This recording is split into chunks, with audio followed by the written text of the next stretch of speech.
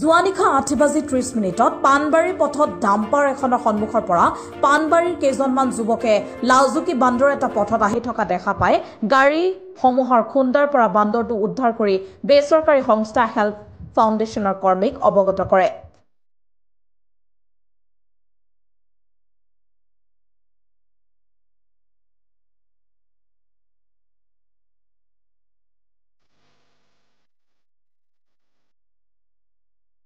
লগে লগে হেল্প ফাউণ্ডেশ্যনৰ কৰ্মীসকল গৈ পানবাৰীৰ যুৱকসকলে উদ্ধাৰ কৰা প্ৰাণীটো লাজুকী বান্দৰ বুলি চিনাক্ত কৰাৰ লগতে বান্দৰটো সন্দৰ্ভত বন বিভাগৰ ডিগবৈ বন সংমণ্ডল প্ৰাধিকাৰী PC ৰঞ্জিত ৰামক অৱগত কৰে।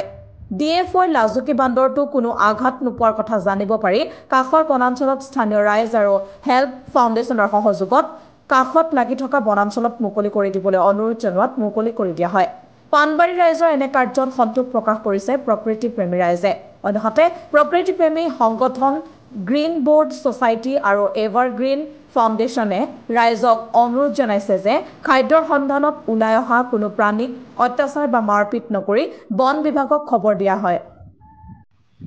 যোৱাকালি 8:10 বজাত পানবাৰী ৰাস্তাৰ পৰা যিটো স্লো লৰি লাজুকী বান্ধৰ কেইজনমান গাঁৱৰ যুৱকে দেখা পাই পেলাই তাৰ পৰা উদ্ধাৰ কৰে আৰু উদ্ধাৰ কৰাৰ পিছত তাৰে যিটো ডিগবৈ বন সংমণ্ডল বন বিভাগৰ লগত যোগাযোগ কৰে।